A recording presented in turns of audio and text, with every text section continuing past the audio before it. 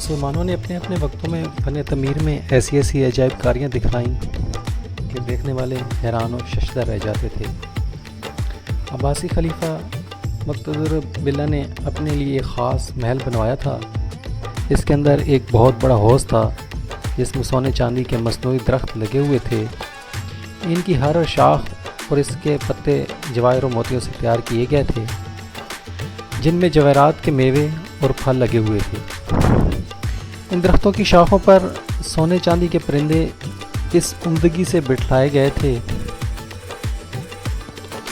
کہ جب ہوا چلتی تو یہ سارے پرندے چہچہانے لگتے اور ان سے دل نواز اور دل فریب آوازیں پیدا ہوتی۔ حوض کے چاروں طرف 15 گھوڑ سواروں کے مجسمے اس طرح کھڑے تھے کہ سب ریشمی لباس پہنے شمشیر بکف تھے۔ ایسا معلوم ہوتا تھا کہ ابھی ایک دوسرے سے برسر پیکار ہوتے ہیں اور دیکھنے والا انہیں اصل سمجھتے تھے۔ مسجد قرطبہ۔ خلیفہ عبد الرحمن ناصر کو سلاطین اندلس میں وہی مرتبہ حاصل تھا جو ہندوستان کے شاہ مغلیہ میں شاہ جہان کو۔ مسجد قرطبہ کی تعمیر کا کام عبد الرحمن اول کے زمانے میں شروع ہو کر اس کے بیٹے حشام کے زمانے میں ختم ہو چکا تھا، مگر اس کے بعد بھی ہر ایک فرما روا اندلس نے اس مسجد کی شان و شوکت اور زینت کے بڑھانے میں ہمیشہ خزانوں کا منہ کھلا رکھا۔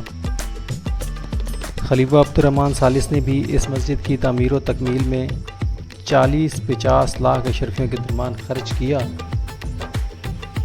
اس مسجد کا طول مشرق سے مغرب تک 500 فٹ تھا۔ اس کی خوبصورت محرابیں 1470 سنگ مرمر کے ستونوں پر قائم تھیں۔ محراب کے قریب ایک بلند منبر خالص ہاتھی دانت اور 36,000 مختلف رنگ و وضع کی لکڑی کے ٹکڑوں سے بنا اور ہر قسم کے جواہر سے جڑا ہوا رکھا تھا۔ یہ منبر 7 برس کے عرصے میں تیار ہوا تھا۔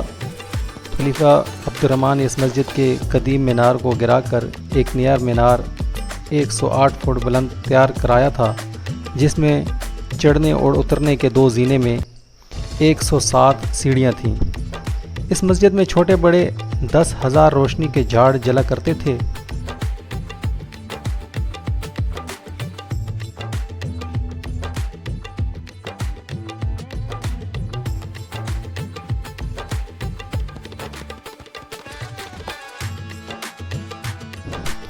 اور ان 3 چاندی کے جھاڑوں میں 36 سیر تیل جلا کرتا تھا۔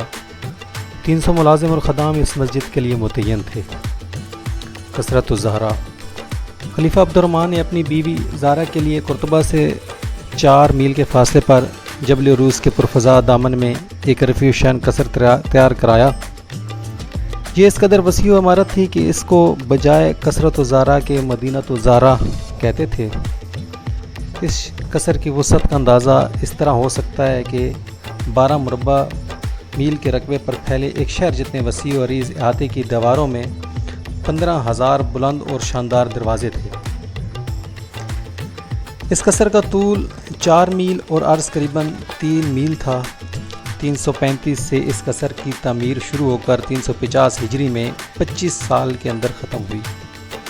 10,000 معمار 4,000 اونٹوں کھچروں سے روزانہ اس کے بنانے میں کام لیا جاتا تھا۔ یہ قصر 4,316 برجوں اور ستونوں پر جو سنگ مرمر اور قیمتی پتھروں کے بنے ہوئے قائم تھا۔ ان ستونوں میں سے بعض ستون فرانس، قسطنطنیہ وغیرہ کے بادشاہوں نے ہدیہ عبد الرحمن ناصر کی خدمت میں بھیجے تھے۔ عبداللہ، حسن بن محمد، علی بن جعفر وغیرہ انجینئروں کو بھیج کر سنگ مرمر کی ایک مقدار افریقہ سے منگوائی گئی تھی۔ ایک سب سے بڑا فوارہ جو سونے کا معلوم ہوتا تھا اور اس پر نہایت خوشنما نشو و نگار تھے، جو احمد یونانی اور ربی پادری قسطنطنیہ سے لائے تھے۔ ایک فوارہ سنگ سبزہ کا ملک شام سے منگوایا گیا تھا۔ 12 پرندوں اور چرند جانوروں کی صورتیں مختلف جوہرات اور سونے کی بنی ہوئی اس میں لگائی گئی تھیں۔ ان کے خانوں میں شیر، ہرن، تیندوا، اژدہا، عقاب، ہاتھی، کبوتر، شاہین، مور، مرغ اور گدھ کے سرخ سونے کے مجسمے بنے ہوئے تھے جو بیش بہا موتیوں سے آراستہ تھے۔ ہر جانور اور پرندے کے منہ اور چونچ میں سے فارغ پانی کا فوارہ بلند ہوتا تھا۔ اس فوارے میں کاریگر نے وہ دستکاری کی تھی کہ یورپ کے جن سیاحوں نے ان کو دیکھا ہے وہ بیان کرتے ہیں کہ دیکھنا اور سننا تو بڑی بات ہے، خواب و خیال کو بھی مجال دخل نہ تھی۔ اس قصر کا ایک حصہ کثرت الخلفاء بھی قابل دید تھا۔ اس کی چھت خالص سونے اور ایسے شفاف سنگ مرمر سے بنی ہوئی تھی کہ دوسری طرف کی چیز مثل آئینہ کے نظر آتی تھی۔ یہ چھت باہر کی جانب سے سونے اور چاندی کے سفالوں سے سجی ہوئی تھی۔ اس کے وسط میں ایک خوبصورت مرصع فوارہ نصب تھا جس کے سر پر وہ مشہور موتی جڑا ہوا تھا جس کو شہنشاہ یونان نے بطور تحفہ عبد الرحمن ثالث کی خدمت میں بھیجا تھا۔ اس فوارے کے علاوہ قصر کے بیچ میں ایک فوارہ نما تش پارہ سے لبریز رکھا تھا۔ اس قصر کے گرد نہایت خوشنما آئینے ہاتھی دانت کے چوکٹوں میں جڑے ہوئے تھے۔ مختلف اقسام کی لکڑیوں کی مرصع دروازے سنگ مرمر اور بلوری چوکٹوں پر نصب تھے۔ جس وقت یہ دروازے کھول دیے جاتے اور آفتاب کی شعاع سے مکان روشن و منور ہوتا تو کسی کی مجال نہ تھی کہ وہ اس کی چھت اور دیواروں کی طرف نظر بھر کے دیکھ سکے۔ اس حالت میں اگر پارہ ہلا دیا جاتا تو یہ معلوم ہوتا تھا کہ مکان جنبش میں ہے۔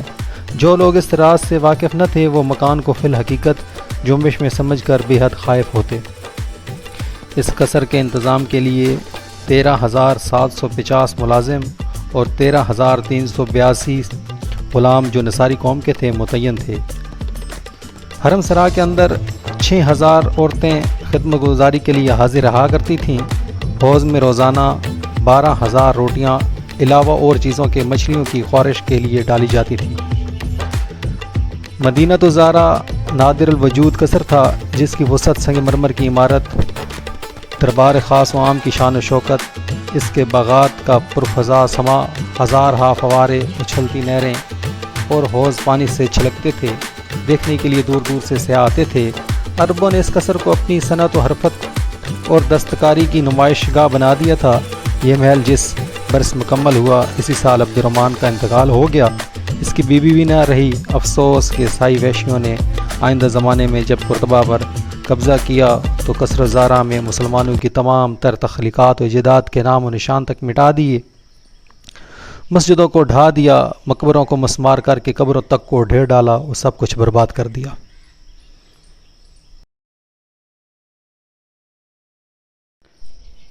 ایجادات۔ اس قصر میں جو ایجاد مسلمانوں نے کی تھی آج دنیا بھر میں ان کے استعمال کے بنا زندگی ناممکن ہے۔ ان میں خاص طور پر water supply, attach bath, sewerage, چھری کانٹے کا استعمال اور دنیا کی سب سے پہلے میوزک یونیورسٹی کا آغاز بھی یہیں سے ہوتا ہے، اور دنیا کے بہت سے ماڈرن لائف سٹائل کے آغاز کا سہرا بھی کثرت زارا کو جاتا ہے۔